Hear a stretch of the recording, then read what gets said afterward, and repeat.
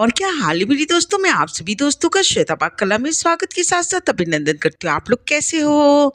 आज श्वेता पाक कलम बना है साबूदाना के द्वारा तैयार लड्डू रेसिपी, जो पूरी तरीके से फलारी है। आप इसको किसी भी व्रत उपवास में बना के तैयार कर सकती हैं और 1 हफ्ते से 10 दिन तक अपने खाने में शामिल कर सकते हैं।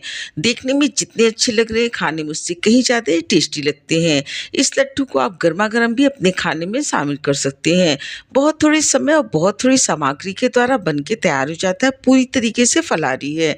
अगर आपके घर में छोटे बच्चे हो, बुजुर्ग हो, तो इस तरीके से लड्डू रेसिपी को बना के आप काफ़ी दिनों के लिए स्टोर करके रख सकते हैं। तो चलो दोस्तों, हम आप इसको मिलकर बनाना शुरू करते हैं साबूदाना द्वारा तैयार लड्डू रेसिपी।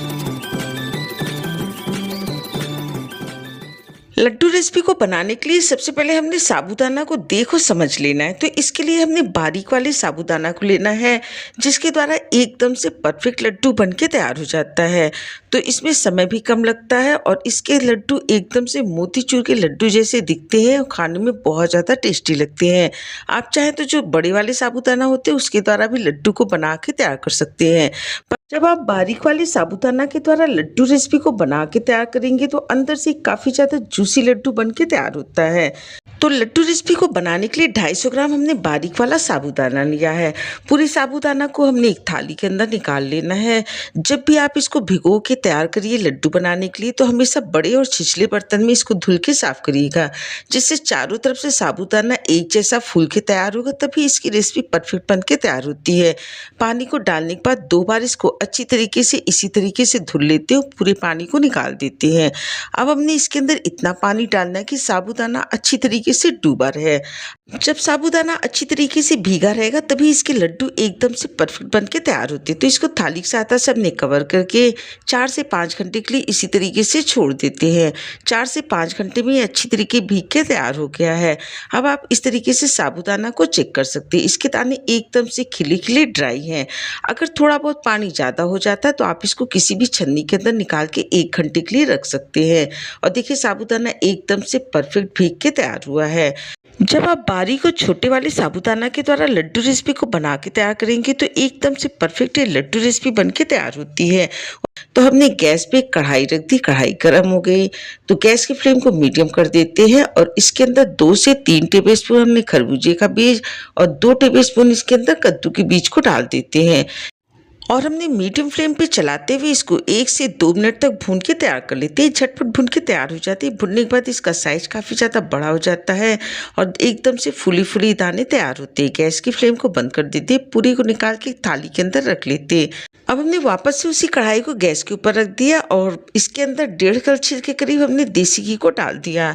देसी घी को डालने के बाद इसके अंदर जो हमने साबूदाना को भिगो कर रखा पूरी को डाल देते हैं और गैस की फ्लेम को एकदम से लो कर देते हैं। लो फ्लेम पे पूरे साबूदाना को हमने भून के तैयार कर लेना है।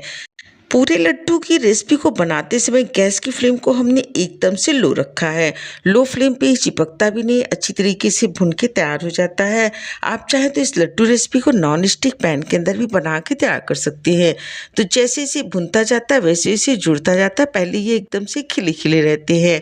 तो इस तरीके से कि इसको भूनते हुए लगभग 10 से 12 मिनट हो गए हैं। साबूदाने का कलर भी चेंज हो गया है। इतना इसको हमने भून के तैयार करना था। अब इसके अंदर थोड़ी सी चीनी डाल थी। तो 300 ग्राम हमने साबूदाना लिया था। इसके लिए कम से कम आप 200 ग्राम और अधिक से अधिक 250 से 300 ग्राम तक चीनी को डाल सकते हैं।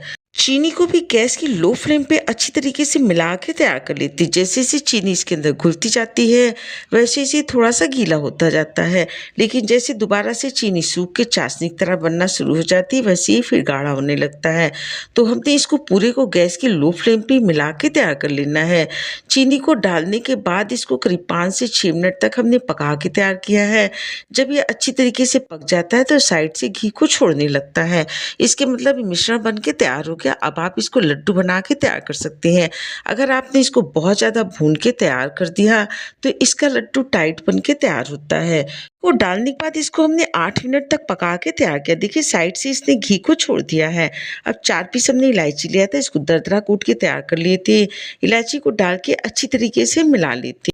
अब इसके अंदर जो हमने सीड्स को भून के तैयार किया था, लगभग 2 से 3 टेबलस्पून तक सीड्स इसके अंदर डाल देते हैं और डाल के इसको अच्छी तरीके से मिला लेते हैं। गैस की फ्लेम को बंद कर देते हैं और लड्डू बनने के लिए देखिए मिश्रण तैयार है।